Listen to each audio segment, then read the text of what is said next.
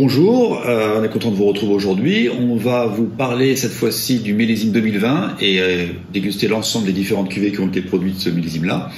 Et pour commencer, parler un petit peu du millésime, qui est un millésime un peu particulier, qui a commencé par un hiver extrêmement pluvieux. Je ne sais pas si vous vous rappelez, mais il y avait des grosses précipitations, qui malgré tout a permis un débourrement avec un petit peu d'avance et qui a provoqué un petit peu de gel dans certains coins de la région bordelaise. Et très rapidement, les pluies sont revenues et ça a été des conditions climatiques très contraignantes au niveau pression phytosanitaire dans la période de la floraison. Et très rapidement, la sécheresse s'est installée, puisqu'à partir de mi-juin, il a arrêté de pleuvoir et tout le mois jusqu'à la fin juillet, il n'a pas plu.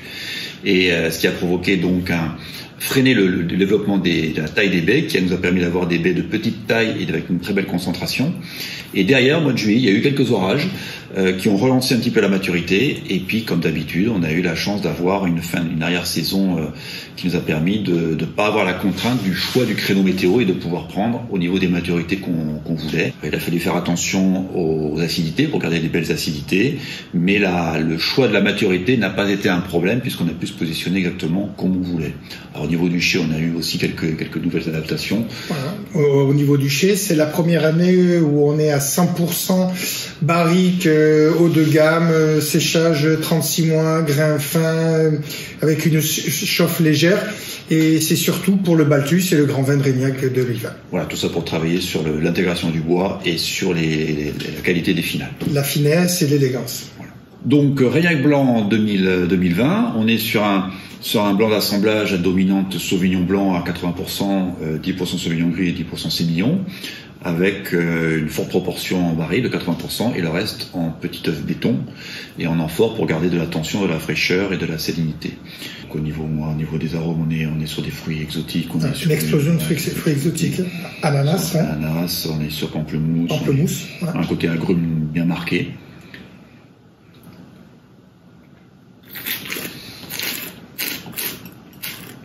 Avec une belle fraîcheur, un joli milieu du gras. À l'entrée de bouche, on sent le gras apporté par la barrique. Voilà. Mais sans que ça tosse, sans que le bois est une note vraiment, un petit peu torréfié, un petit peu café, noisette, mais qui n'écrase pas du tout le fruit, je trouve qu'on retrouve vraiment le nez, ce côté litchi, ce côté pamplemousse, voilà, avec une jolie amertume, une belle longueur. Je trouve que la barrique amène une sucrosité qui est intéressante. Voilà. Et puis c'est très salin, c'est très salivant, donc on a vraiment envie d'y revenir. Donc un blanc d'apéritif, un blanc de repas, sur des viandes blanches, sur des poissons, sur des Saint-Jacques, sur des crustacés, crevettes. Voilà, ça peut vous accompagner du début au milieu du repas sans aucun souci. Donc là, on va déguster l'air de Reignac. Alors l'air de Reignac, c'est une nouvelle cuvée qu'on a commencé à produire en 2020 justement, qui est issue d'un coteau argilo-calcaire très beau qui a été mis en place à 100% Cabernet Franc, donc sur une sélection Marsal, une très belle sélection. Et donc on a décidé de faire un vin qui soit sur le fruit, qui ait une grosse buvabilité. Voilà, qui sera 100% cuve, voilà, 100%. Aucune barrique, voilà, c'est le fruit. 9 mois d'élevage en cuve et uniquement en cuve. Donc on est vraiment là ça peut être le fruit sur l'expression de fruits rouges, la mûre cassis, ouais. Les fruits noirs, les fruits rouges. Il y a un petit côté fumé, léger. Ouais.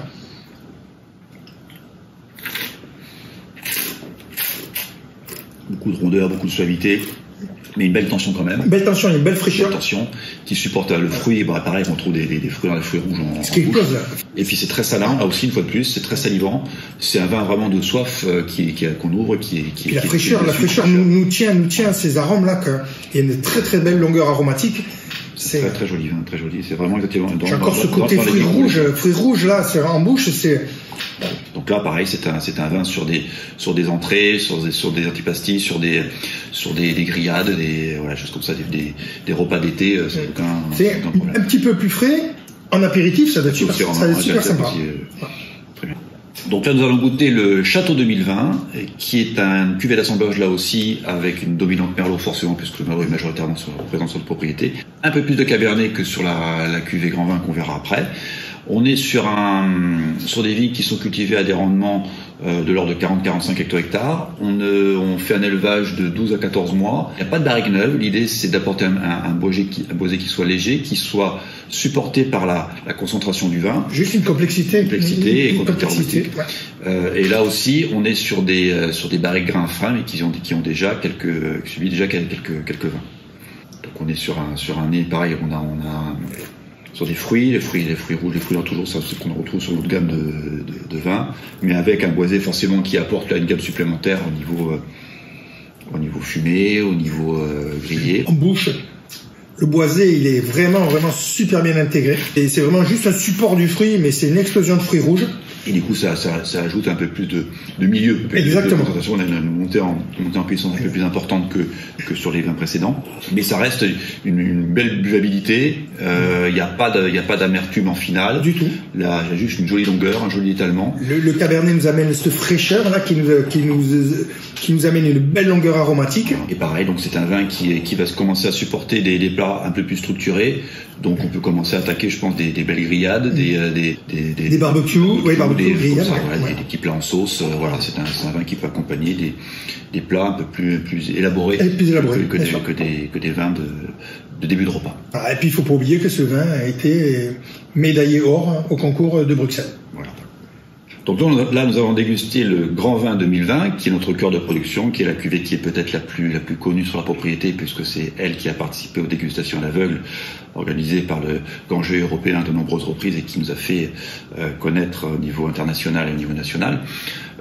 Donc là, on est sur une cuvée à petit volume de production, enfin petit rendement de production plutôt, 35 hecto-hectares, volume de production conséquent pour ce que nous avons. On est à presque 200 000 bouteilles. 200 000 bouteilles sur ce millésime-là. On est sur un vin d'assemblage aussi, dominante Merlot, 75% Merlot, 25% Cabernet Sauvignon et un petit peu de Cabernet Franc. On est à 40% en barrique neuve, que des barriques grains fins, donc comme on l'expliquait, avec des boisés qui vont être beaucoup plus intégrés, beaucoup plus respectueux. Des barriques avec des bois beaucoup plus séchés, des grains très fins, une meilleure sélection de bois. Voilà.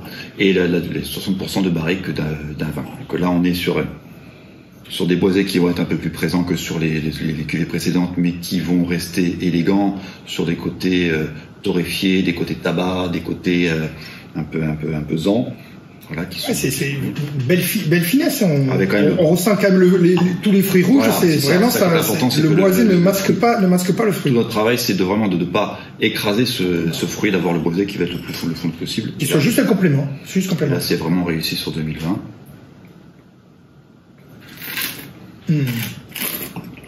Jolie fraîcheur, toujours pareil, c'est d'autres qu'on a envie. C'est ample, c'est gras, on a une explosion de fruits rouges en bouche.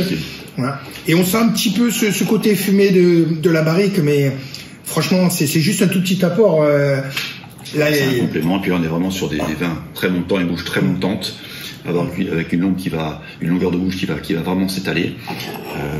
C'est un très joli, belle longueur, belle sucrosité. Très joli vin qui peut être bu déjà dès maintenant en le carafant ou qui peut durer dans le temps sans aucun souci.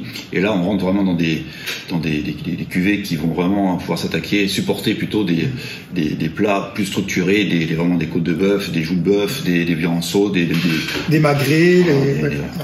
Donc là, on commence à avoir des cuvées vraiment qui vont pouvoir supporter des plats conséquents. Et on sent vraiment l'impact de ces nouvelles barriques qui fait un vin de garde, mais avec une buvabilité, on le sent plus précoce quand même. Voilà, donc très joli vin.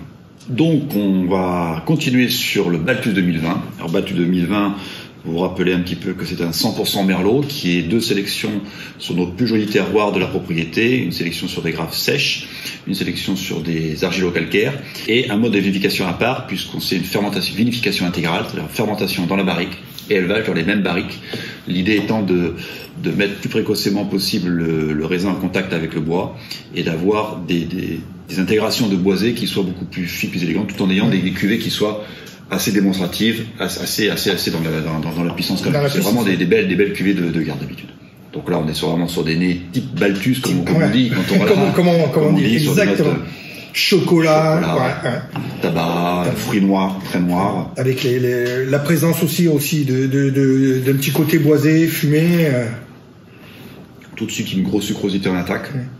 C'est vraiment typé sur les vinifications intégrales pour la propriété. Ouais. Puis on peut voir quand même que les rendements sont pas très élevés. Au niveau de la couleur du vin, c'est vraiment une couleur hyper profonde. C'est rouge très profond. Gros milieu, grosse puissance. Belle montée avec cette sucrosité, c'est multicouche en fait au niveau aromatique, au niveau fruité, boisé, épices. Et puis c'est très élégant. Et ça me rappelle le commentaire que disait un ami, c'est que pour ce Balthus, c'est un boxeur en ballerine, c'est-à-dire que c'est démonstratif, mais c'est élégant. C'est élégant. Voilà. Et alors pareil, ça déroule, très belle longueur. Donc là aussi, vin qui va pouvoir supporter des plats qui vont être difficiles à amener. Ça va être des plats en sauce, des plats épicés, des plats structurés. Là, il n'y a aucun souci, c'est un vin qui va tenir, rehausser le plat et l'accompagner sans aucune difficulté. Donc cuvée accessible maintenant et qui peut durer dans le temps sans aucun problème. Très beau. C'est vraiment les grands Balthus, comme 2000, 2005, 2009, 2010, 2015, 2019. 2020, c'est vraiment les très bons Balthus. Il manque juste que tu amènes la côte de bœuf, Nicolas. Ouais, j'y vais. Donc j'espère donc que cette dégustation vous a intéressé sur ces millésimes 2020, sur les différentes cuvées présentes sur la propriété, que vous pourrez les apprécier autant que nous on les a appréciés dans leur spécificité, leurs grosses différences et surtout dans les associations avec les repas et les moments que vous pourrez créer. Prendre aussi autant de plaisir que nous parce que franchement c'est régalé de tous ces vins. Exactement. Tous ces cuvées-là, ces vins-là sont disponibles sur notre boutique internet et vous pouvez dès à présent les retrouver et faire vos choix en fonction de vos goûts, des moments que vous voulez créer. Et n'hésitez pas à les associer avec des plats qui conviennent vraiment à ces vins-là. Ça va faire ressortir tout leur potentiel. À très bientôt. À très bientôt.